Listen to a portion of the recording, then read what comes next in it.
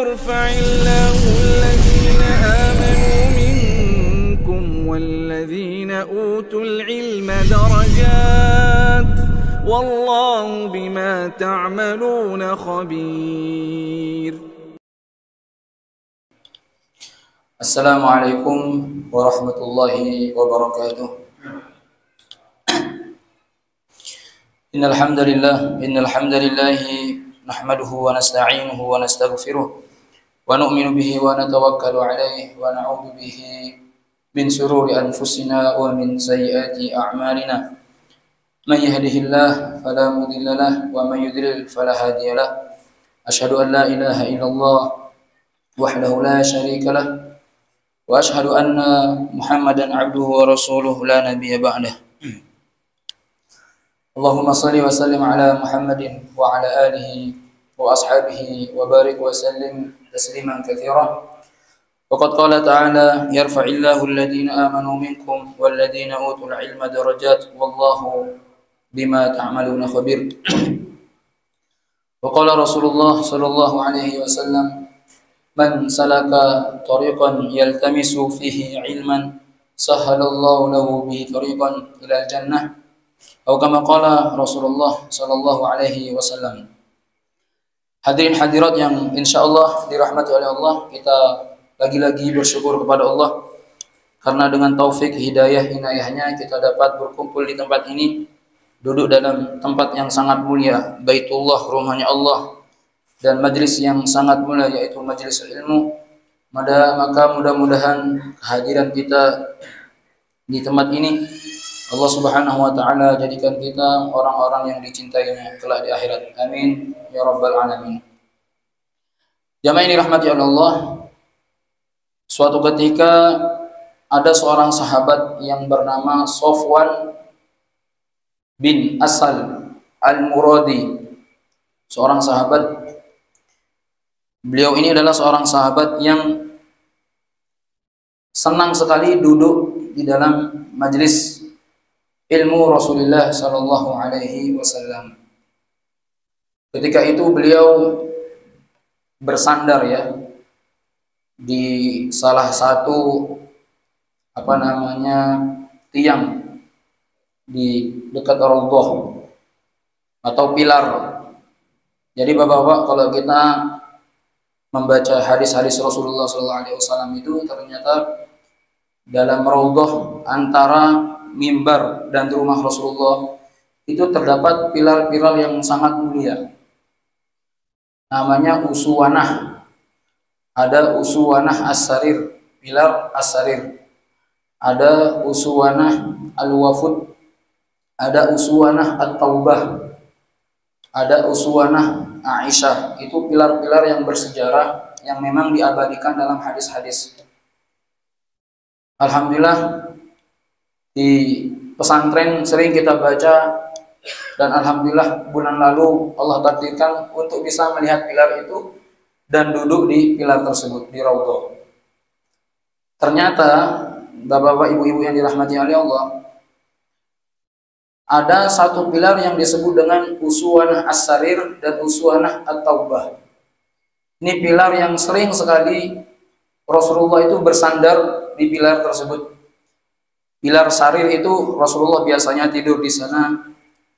Kemudian ada yang namanya Uswanah At-Taubah, pilar At-Taubah, tempat di mana seorang sahabat yang bernama Abu Lubabah itu pernah mengikat dirinya di pilar tersebut. Kemudian Abu Lubabah dia mengatakan, "Wahai Rasulullah, jangan engkau buka ini ikatan sebelum datang wahyu Allah ampuni dosa-dosa saya." Maka ketika itu berminggu-minggu ya Abu Lubabah itu diikat di sana. Kemudian setelah datang wahyu, maka ikatan itu pun dibuka oleh Rasulullah Shallallahu Alaihi Wasallam, dan itu disebut dengan Uswanah Al-Lubabah, dan itu masih tiang-tiangnya itu masih ada ya, cuma sudah dihias. Jadi Bapak ini rahmati oleh Allah. Nah, biasanya di situ Rasulullah itu sambil bersandar menunggu para sahabat yang datang untuk menerima sabdanya, untuk menerima ilmu daripada Rasulullah Shallallahu Alaihi Wasallam.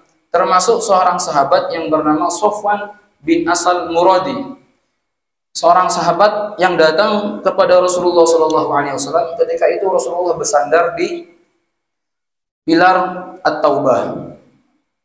Alhamdulillah kemarin kita sempat bersandar di sana, ya, untuk mengikuti jejak Rasulullah.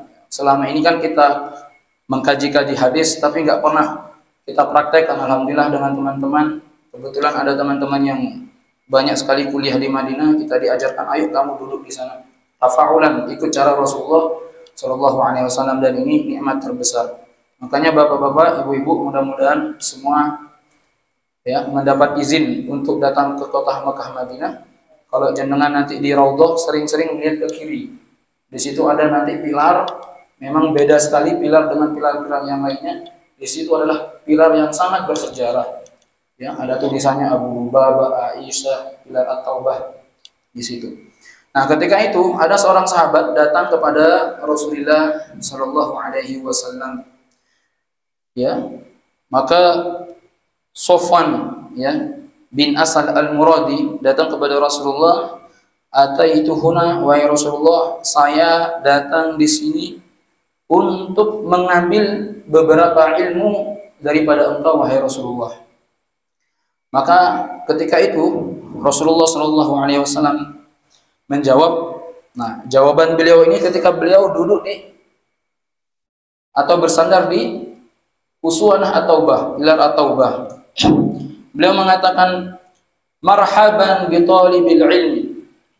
Selamat datang wahai penuntut ilmu, Sofwan bin Asal Al-Muradi radhiyallahu anhu.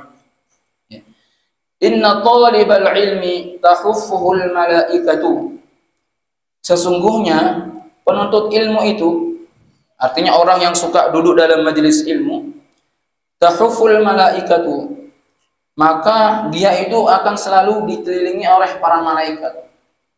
Maka bapak-bapak, sebenarnya kehadiran kita di sini, hadirnya kita di sini, ini dikelilingi oleh para malaikat.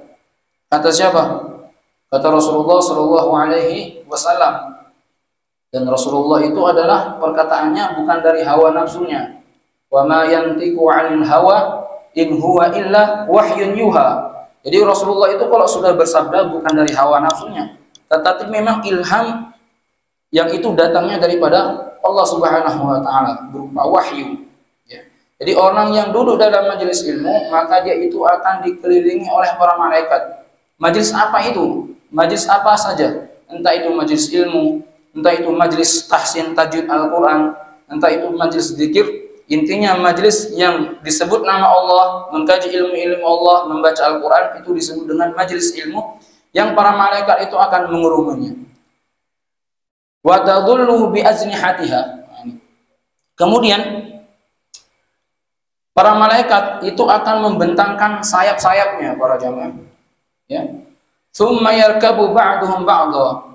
Kemudian malaikat ini, mereka itu akan saling akan saling menaiki antara satu dengan yang lainnya, hatta yablughus sama, sampai ke atas langit. Artinya bersop-sop sampai ke atas langit. Hatta yablughus sama ad-dunya, sampai ke langit dunia. Min mahabbatihim lima yatrubu. Maka mereka itu, para malaikat, senang melihat orang-orang yang duduk dalam majelis ilmu tersebut. Karena apa? Karena cintanya mereka dengan ilmu. Jadi Pak, nama-nama kita ini akan disebut. Bahkan dalam hadis yang sahih yang lainnya menyebutkan bahwasanya para malaikat itu ya beristighfar untuk kita, memohonkan ampun untuk siapa? Para penuntut ilmu. Maka orang yang suka duduk dalam majelis ilmu itu keutamanya sangat besar. Di antaranya nama-nama kita akan disebut, kemudian akan dikurungi malaikat, dan kita ini akan diampuni oleh Allah Subhanahu wa taala. Ketika seorang menutup dengan subhanakallahumma bihamdik asyhadu an la ilaha illa anta astaghfiruka wa atubu ilaik, ditutup dengan kafaratul majlis, itu kata Rasulullah SAW, dosa-dosanya itu berguguran sebagaimana ketika seorang berwudu, maka air itu mengalir, aliran air itu seperti runtuhnya dosa-dosa itu sebagaimana seorang itu selesai wudu. Jadi runtuh jatuhannya air itu seperti itu, dosa-dosa kita diampuni oleh Allah Subhanahu wa ta'ala. Baik, jamaah yang dirahmati oleh Allah, alhamdulillah dalam Kitabul Jami' ini kita hari ini sudah memasuki bab yang keempat, ya. Bab yang keempat. Subhanallah, Pak, ya, untuk menyelesaikan Kitabul Jami' ini gak gampang, artinya lumayan lama juga waktunya. Apalagi ini puasa kurang 4 bulan 18 hari.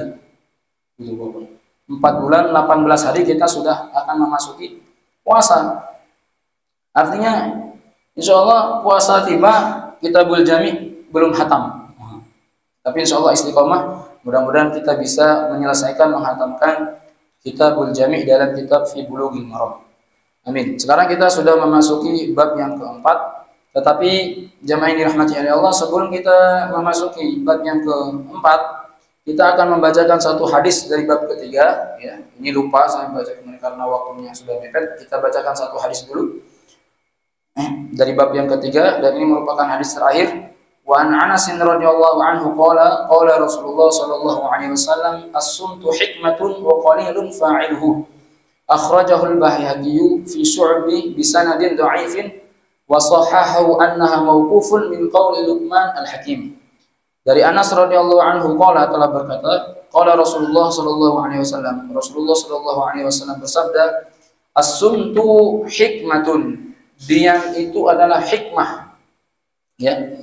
Diam itu adalah hikmah. Wa qalilun fa'iluhu, tetapi sedikit yang melakukannya. Diam itu adalah hikmah, baik, tetapi yang melakukannya itu adalah sangat sedikit sekali. Jadi jamaah yang dirahmati oleh Allah Subhanahu wa taala, hadis ini menjelaskan kepada kita bahwasanya diam merupakan akhlak yang baik, hikmah, ya.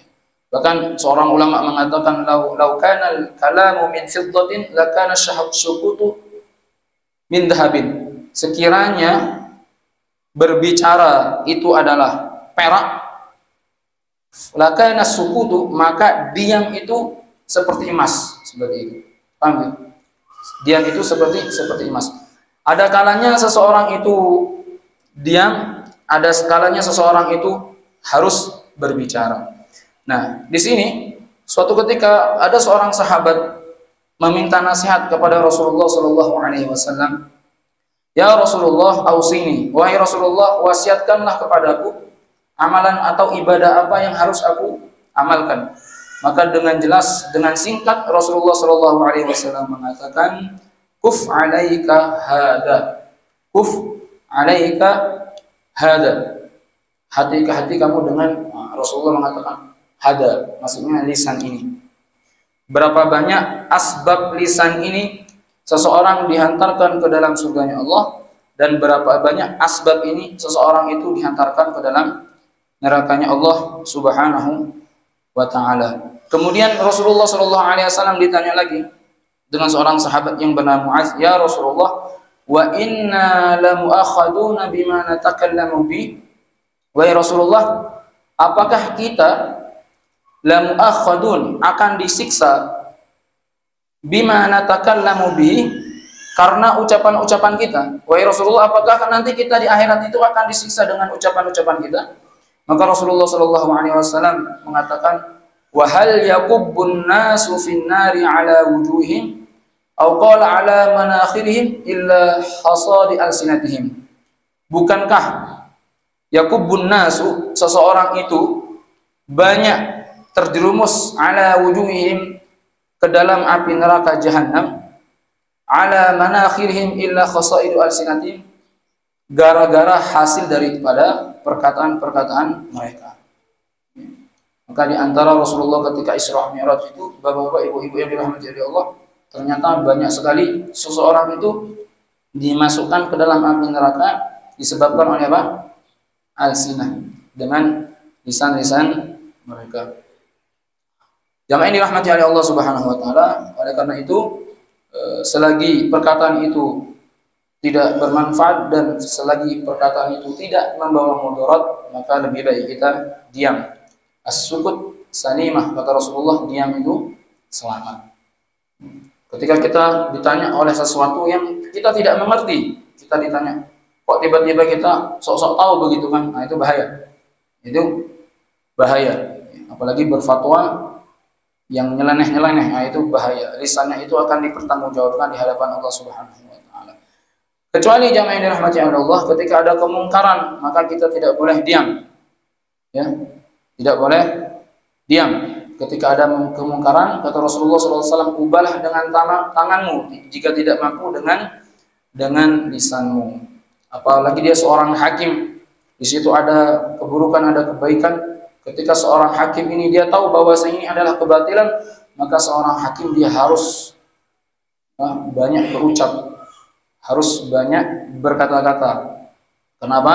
Karena dengan lisannya itu kemungkaran akan sirna.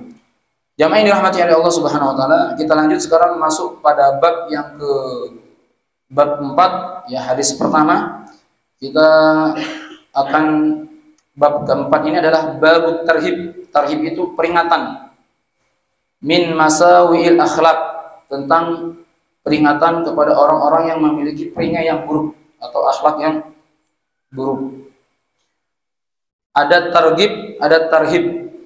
Kalau targhib itu bapak-bapak, ada targhib, kita sering mendengar. Nah, ada seorang ulama membuat satu kitab namanya Targhib wa Tarhib. Targhib itu adalah motivasi yang diiri dengan keutamaan.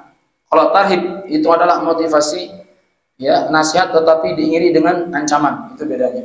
Jadi di sini adalah ancaman atau peringatan kepada orang-orang yang tidak memiliki akhlak yang baik. Hadis yang pertama, an Abi Hurairah radhiyallahu anhu qala Rasulullah sallallahu alaihi wasallam, iyyakum wal hasada fa innal hasada ya'kulul hasanati kama ta'kulun naru al hatabah. Akhrajahu Abu Dawud. Dari Abu Hurairah radhiyallahu anhu telah berkata, qala Rasulullah sallallahu alaihi wasallam, Rasulullah sallallahu alaihi wasallam bersabda, Iyyakum jauhilah wal hasada, hasad, iri dengki, penyakit hati. Jauhilah kalian penyakit hati. Jamaah yang dirahmati oleh Allah, dalam kaidah bahasa Arab, ketika Allah mengatakan, Rasulullah mengatakan iyyakum, itu benar-benar bukan hanya sekedar menjauhi, tapi jauhilah. Jauhi. Ya. Padahal jauhi itu bahasa apanya banyak sekali. Makanya bapak-bapak, bahasa Arab ini merupakan bahasa dunia nomor 1, bukan bahasa Inggris ya. Kalau bahasa Arab itu memiliki 12 juta kosakata. Kalau bahasa Inggris itu hanya memiliki 600.000 saja. Kalau bahasa Arab 12 juta kosakata. Ya.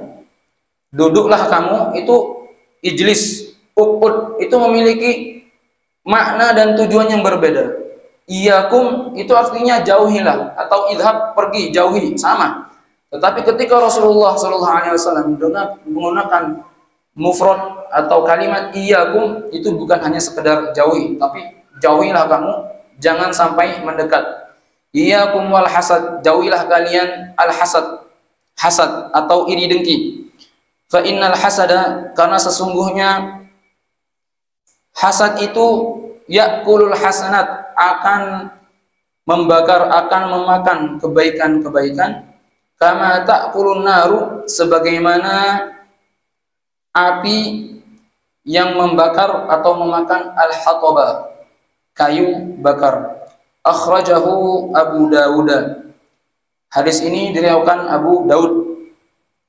Bahkan qala, kita baca perawinya, fahada dha'ifun, hadis ini dikatakan hadis yang dhaif.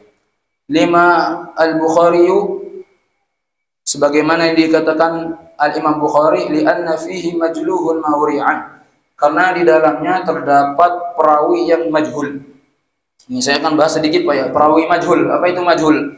Majhul itu adalah perawi yang tidak diketahui identitasnya, itu majhul. Perawi yang tidak begitu dikenal. Artinya apa ya?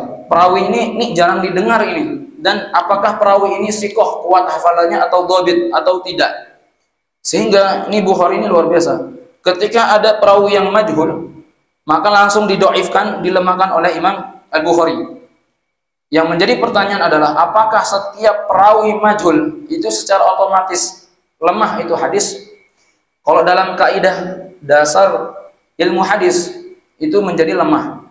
Tetapi kalau dalam kaidah perawi dalam tahqiq penelitian itu tidak langsung hadis itu menjadi lemah walaupun ada perawi yang majhul. Kenapa? Karena ternyata banyak juga perawi yang majhul disahihkan dengan ulama-ulama hadis yang lain. Oleh karena itu kenapa Ibnu Hajar Al-Asqalani menyantumkan hadis ini padahal ini dhaif kata Al-Bukhari, dan ternyata Imam Bukhari masih mengambil atau memakai ini hadis karena ketika ada perawi majhul tidak semerta-merta kita mengatakan nggak bisa dipakai, enggak. Ya buktinya ini Imam Bukhari pakai, Ibnu Hajar Al-Asqalani seorang muhaddis besar pakai. Nah, kenapa Imam Bukhari mengatakan ini hadis masih bisa dipakai? Karena beliau mengatakan di sini karena isi hadis ini baik. Larangan seseorang itu hadis ini baik, dan hadis ini menjelaskan tentang bahayanya hasad, iri dengki. Sehingga hadis ini dipakai. Bahkan dalam kitab Targhib wa Tarhib, ya, dalam kitab Targhib wa Tarhib, Al-Imam Munzir kalau nggak salah namanya itu, mencantumkan hadis tentang hasad ini. Bahkan Imam Muslim pun begitu mencantumkan hadis tentang bahayanya iri dengki ini seperti itu. Paham nggak, Pak ya?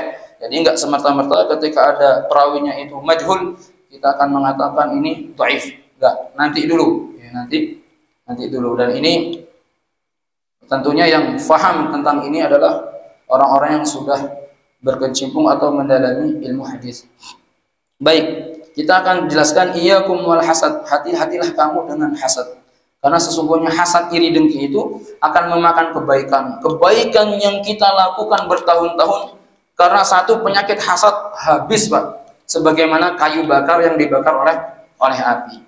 Jamaah yang dirahmati oleh Allah, dosa yang terjadi pertama kali di langit dan dosa yang pertama kali terjadi di bumi ini adalah dosa apa?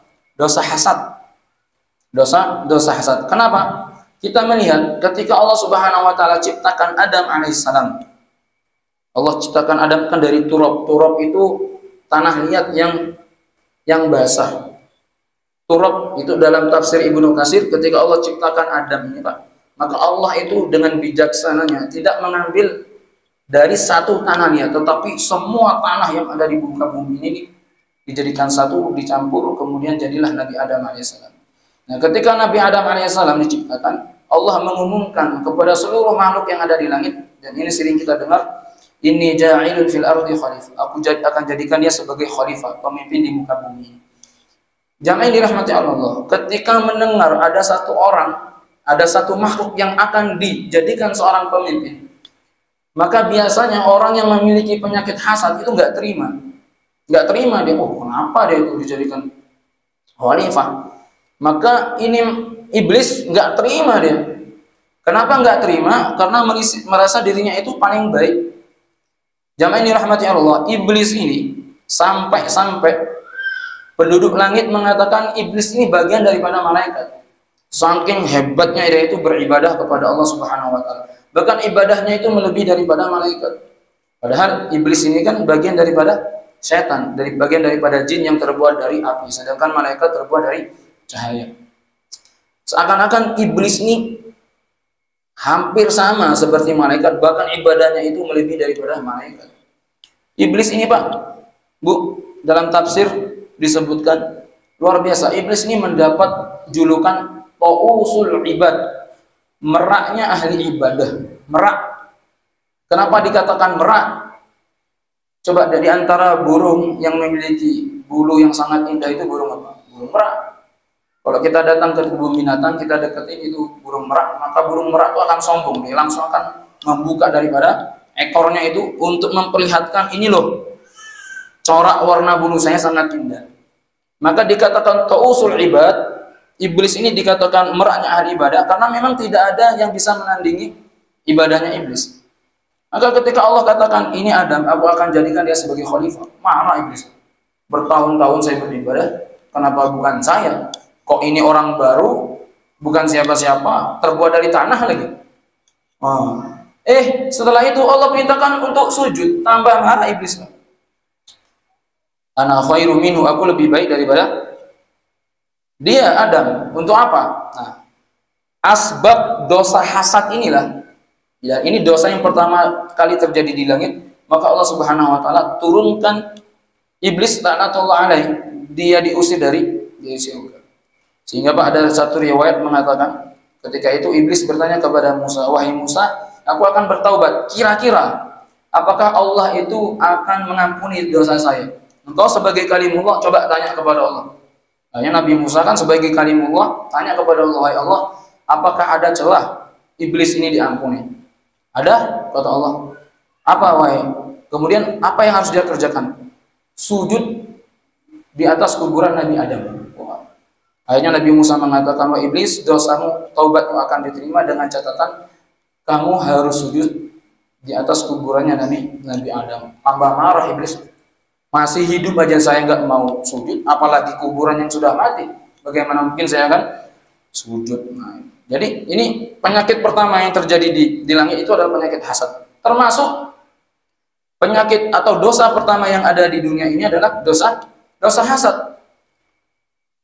Terjadinya dosa hasad tatkala dua putra Nabi Adam, yaitu Qabil dan Habil. Ketika Qabil dan Habil ini diminta untuk berkorban, nah ini dijelaskan dalam Al-Quran, ya, dijelaskan dalam Al-Quran di sini mengatakan, watlu alaihim naba abnai Adam bil haqq idh qarraba qurbanan fatuqbila min ahadihima wa lam yutaqabbal min al-akhar qala laqtulannak qala in qala laqtulannak. Ketika itu Qabil dan Habil diminta untuk berkorban. Maka Qabil ini, Pak, ketika dia berkorban yang biasa-biasa saja.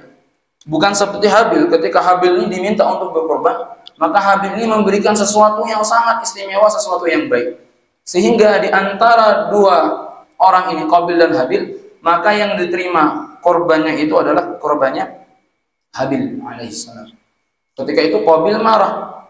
Dia marah, kenapa yang diterimanya itu ada korbannya Habil.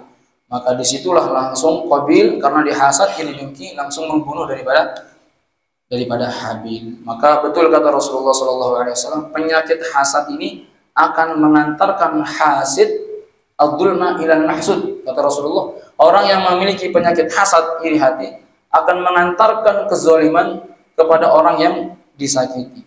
Ya. Maka dengan segala cara dia akan buat, entah itu dibunuh, ditipu dan lain sebagainya, agar bagaimana orang yang maksud, orang yang dia iri dengki dengan orang itu, orang yang dia irikan itu sudah lenyap di muka bumi ini, enggak ada. Makanya kata Rasulullah SAW, hati-hati dengan penyakit hasad, karena hasad itu akan menghapus segala kebaikan. Jamaah ini dirahmati oleh Allah Subhanahu wa taala. Kemudian seorang ulama besar, Syekhul Islam Ibnu Taimiyah rahimahullah, beliau mengatakan, la yakhullu jasad min hasadin walakinnal karimu yakhfihi wal la'im bi badanihi. Seseorang itu tidak akan pernah terbebas dari yang namanya penyakit hasad, siapapun itu. Ya. Karena hasad ini kan sirrun minal asrar, penyakit hati, Pak. Penyakit yang tidak diketahui kecuali dia dan Allah Subhanahu wa taala. Tidak ada satu orang pun yang akan terbebas dari penyakit hasad. Tetapi orang yang bijak, orang yang baik adalah orang yang tidak menampakkan rasa hasadnya kepada orang lain, dan orang yang menahan hasadnya dalam diri dia sendiri. Dan biasanya, Pak, seorang yang hasad ini pernah saya sampaikan, orang yang hasad itu biasanya orang-orang yang sama-sama satu profesi. Dosen hasad dengan dosen, polisi hasad dengan polisi, pengacara hasad dengan pengacara, ustadz hasad dengan ustadz. Jangan dikira kiai itu enggak hasad dengan kiai, banyak. Ustadz hasad dengan ustadz itu banyak. Ya. Kemudian dokter hasad dengan dokter, enggak ada ceritanya dokter hasad dengan ustadz, enggak ada. Atau seorang ustadz hasad dengan dokter, enggak ada. Ya, biasanya sama-sama satu profesi. Ya. Oleh karena itu, jamaah ini rahmati Allah Subhanahu wa taala, Rasulullah sallallahu alaihi wasallam berwanti-wanti, "Fiyakum wal hasad," hati-hati kamu dengan hasad. Sesungguhnya hasad itu akan menghapus atau memakan segala kebaikan sebagaimana kayu api yang dibakar oleh sebagaimana kayu yang dibakar oleh api. Jamaah yang dirahmati oleh Allah Subhanahu wa taala, ini adalah hadis yang menjelaskan tentang hasad. Oleh karena itu Nabi mengajarkan kepada kita, ya Allah, lindungilah hati kami dari penyakit hasad. Jamaah yang dirahmati oleh Allah, lalu bolehkah kita iri hati kepada orang-orang yang mungkin dia memiliki kelebihan dalam urusan ibadahnya? Boleh. Tetapi ulama mengatakan itu namanya bukan hasad tetapi ghibthah. Ya. Ghibthah itu keinginan yang ada dimiliki oleh orang, keinginan yang timbul dalam diri kita ingin kepada orang lain, tetapi orang lain itu urusannya dalam urusan apa? Akhirat. Ketika seorang itu dia memiliki bacaan Al-Quran yang indah, kemudian dia memiliki harta, kemudian harta itu dia sedekahkan untuk fakir miskin, membantu pondok pesantren dan lain sebagainya, kita iri dengan hal-hal orang-orang yang seperti itu, maka itu diperbolehkan. Tetapi ulama mengatakan namanya ghibthah, bukan hasad. Tetapi sama saja boleh dikatakan hasad, karena ada hadis Nabi mengatakan la hasada illa ala snain, tidak boleh seseorang itu hasad kecuali atas dua golongan manusia. Yang pertama, rajulun atahullahu al-Quran, seorang yang Allah berikan kepada dia Al-Quran, kemudian dia baca siang malam, boleh kita hasad kepada orang seperti itu. Atau rajulun atahullahu al-malan, laki-laki yang Allah berikan kepada dia harta, fahuwa yunfiqu minhu ana alaini wa atrafan, kemudian dia infakkan sedekah. Orang ini kok suka kali bersedekah, maka kita hasad kepada orang-orang yang seperti itu diperbolehkan. Paham ya, Pak? Seperti itu. Baik, kita lanjut hadis yang kedua, yaitu hadis yang kedua. Bismillahirrahmanirrahim. Wa anhu radhiyallahu anhu qala, ini yang meriwayatkan tetap dari Abu Hurairah radhiyallahu anhu qala Rasulullah sallallahu alaihi wasallam, laisa syadidu bisur'ati.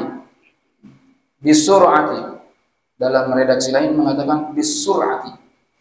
Ini disebutkan kalau di sini dalam kitab ini bisur'ah atau bisur'ati. Innamas syadidul ladzi yamliku nafsahu 'inda al-ghadab, muttafaqun alaih. Rasulullah sallallahu alaihi wasallam bersabda, laisa syadidu bisur'ati. Bukanlah orang yang kuat. Syadid itu kuat, Pak.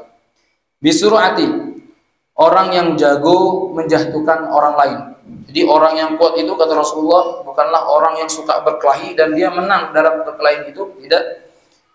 Innamas syadidu, orang yang kuat mereka itu adalah, ya, jadi kalau ada kata-kata innama itu berarti orang-orang yang kuat mereka itu adalah hanya orang-orang yang yamliku nafsahu indal ghadab, orang-orang yang mampu mengontrol dirinya tatkala dia sedang marah. Nah, itu adalah orang yang kuat. Jadi kata Rasulullah, orang yang kuat adalah orang yang bukan jago berkelahi, tetapi adalah orang yang mampu menjaga dirinya tatkala dia itu marah.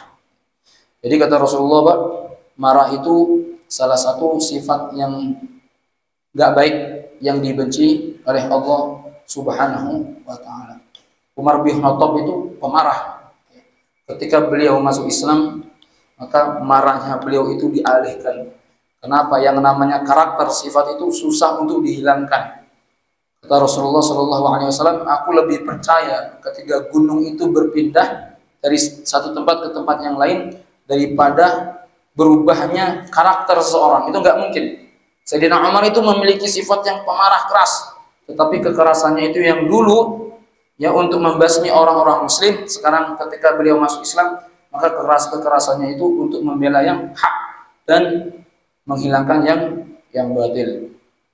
Jamaah yang dirahmati oleh Allah, pernah suatu ketika seorang sahabat itu datang kepada Rasulullah SAW. Wahai Rasulullah, berikan aku wasiat, berikan aku amalan, tetapi jangan terlalu banyak. Nah, ini lucunya sahabat. Takutnya nanti kalau terlalu banyak, saya tidak bisa mengamalkan amalan yang kau kasih kepada saya. Berikan saya satu amalan yang sedikit saja, yang mana menyebabkan aku itu masuk surga. Kata Rasulullah SAW, la taghdab, jangan marah. Faraddada miraran, la taghdab. Rasulullah Shallallahu Alaihi Wasallam itu mengulangi beberapa kali sampai 3 kali beliau mengatakan jangan marah, dan jangan marah. Karena orang yang marah itu biasanya akan lupa. Ya, orang yang marah itu biasanya akan lupa sehingga dia akan melakukan hal-hal yang tidak dibenarkan. Paham nggih Pak ya? Seperti itu. Kemudian jamaah yang dirahmati oleh Allah Subhanahu wa taala. Ketika seseorang yang marah, apa yang harus dilakukan?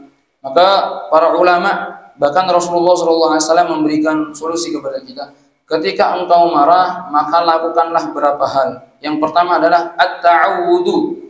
Hendaknya kalian membaca ta'awud. A'udzu billahi minasyaitonir rajim. Ya, enggak perlu bismillahirrahmanirrahim. Ketika kita marah, maka baca ta'awud. A'udzu billahi minasyaitonir rajim. Ya Allah, aku berlindung kepada kamu dari godaan setan yang terkutuk. Kenapa jamaah yang dirahmati Allah? Rasulullah SAW menganjurkan kepada orang yang godok marah untuk membaca ta'awud, karena orang yang marah itu biasanya orang yang selalu dibisiki oleh syaitan. Paham nggak Pak? Ini Nabi SAW mengatakan, Inni la'a'lamu kalimatun law qalaha la dhahaba anhu ma yajid. Sesungguhnya aku mengetahui sesuatu kalimat law qalaha, yang mana ketika seorang itu mengucapkannya la dhahaba anhu ma yajid, maka marah itu akan hilang, kemarahannya itu akan hilang. Qala a'udzu billahi minasyaitonir rajim dhaha anhu ma yajid. Ketika seorang itu mengatakan a'udzu billahi minasyaitonir rajim, maka sifat marah itu akan hilang. Kemudian yang kedua, Rasulullah SAW mengajarkan kepada kita al-wudu. Ketika seseorang itu marah, hendaknya dia berwudu. Ya. Kata Rasulullah SAW, innal ghadaba minasyaiton wa inna syaitana khuliqa minan nar. Sesungguhnya marah itu dari syaitan. Fa inna syaitana, dan sesungguhnya syaitan khuliqa minan nar, itu diciptakan dari api. Wa inna ma tudfa'un naru bil ma, dan api itu bisa dipadamkan hanya dengan air. Fa inna ghadiba ahadukum falyatawadda. Kalau kalian itu marah, maka hendaknya kalian berwudu. Lagi marah, berwudu. Paham nggih, Pak? Yang ketiga, yang ketiga adalah fa'alaihi bil julus la bil qiyam. Hendaknya seseorang itu ketika dia marah, dia itu duduk, jangan sambil berdiri. Kenapa? Karena kalau orang marah kemudian dia itu berdiri, biasanya di situ ada ruang untuk dia bisa memukul, langkahnya itu lebih luas begitu kan. Tetapi kalau dia itu duduk, maka langkahnya itu lebih pendek. Atau fa'alaihi bid daja'. Kalau sudah dia duduk masih aja marah, maka hendaknya dia itu berbaring. Paham gitu, Pak? Kalau umpama kita, mohon maaf, istri lagi marah dengan kita, duduk kita. Kenapa duduk? Baring kita. Nah, seperti itu. Itu tipsnya, Pak. Ya. Kalau istri lagi marah, kata Rasulullah SAW, fa'alaikum biskut. Kalau kamu lagi dimarahin oleh siapa saja, diam. Itu senjata paling ampuh. Coba kalau bapak, kalau kita dimarah sama istri, diam aja. Maka istri itu pasti capek. Diam aja gitu. Sudah, puas. Udah, tambah marah, diam lagi. Atau kita keluar. Rasulullah itu pernah terjadi cekcok antara manusiawi, Pak ya. Ternyata istri Rasulullah itu pernah terjadi cekcok karena cemburu. Maka Aisyah itu marah kepada Rasulullah ketika Rasulullah itu berbicara tentang keistimewaan Khadijah. Khadijah, tidak ada wanita yang terbaik di muka bumi ini kecuali Khadijah. Dia mengorbankan nyawa hartanya untuk Islam. Marah Aisyah. Begitu memang sifat seorang wanita, tidak bisa dibanding-bandingkan. Aisyah marah, wahai Rasulullah, apa tidak ada wanita lain selain daripada Khadijah? Marah Rasulullah, cecok, marah. Itu ada dalam hadisnya. Aisyah marah, Rasulullah diam saja. Rasulullah mengatakan, sudah selesai. Tapi kita nggak bisa, Pak. Kalau istrinya marah, kita juga ikut marah biasanya. Pak. Kemudian terakhir kata Rasulullah SAW, berselawat ke atas Nabi. Makanya orang-orang Arab itu, terutama di Mesir, kalau lagi berantem, pasti mereka mengatakan, sallu ala Nabi, Allahumma shalli ala Muhammad. Redah sudah. Karena dengan berselawat itu akan melunakkan daripada hati kita. Hati-hati dengan marah. Marah itu ketika orang mengucapkan cerai dengan kata marah, maka apa? Jatuh talak. Kata Rasulullah, ada satu hukum yang dilontarkan serius dan main-main, maka hukum itu tetap jatuh. Apa itu? Talak. Jadi talak itu walaupun kita sebutnya main-main, tetap jatuh, apalagi dalam keadaan marah. Paham ya Pak ya? Ini adalah dua hadis Nabi Shallallahu Alaihi Wasallam. Insyaallah minggu depan kita akan lanjut. Semoga bermanfaat. Subhanakallahumma bihamdik, asyhadu an la ilaha illa anta, astaghfiruka wa atubu ilaik. Assalamualaikum warahmatullahi wabarakatuh.